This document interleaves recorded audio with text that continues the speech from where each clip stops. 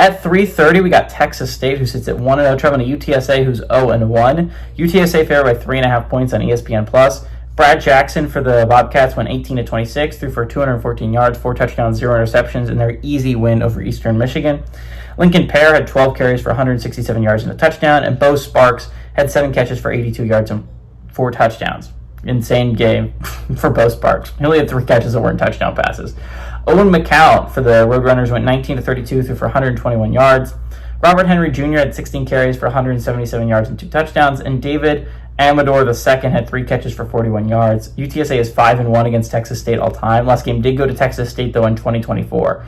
Texas State is 0-2 when traveling to UTSA, and they are 0-3 when in one-possession football games against UTSA.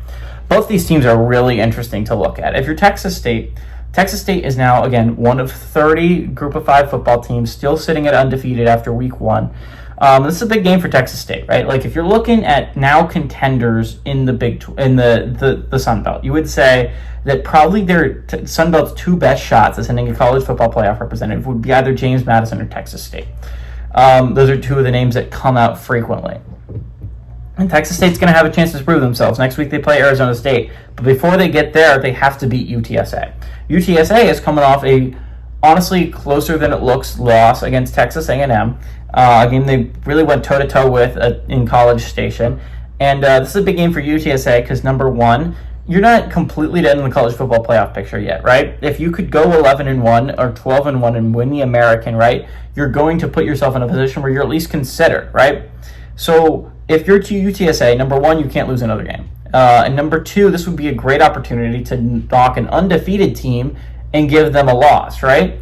So if you're looking at it from that perspective, UTSA desperately needs this game. If you're Texas State, you need this game desperately to start out 2-0 and then possibly get a chance to prove yourself against Arizona State.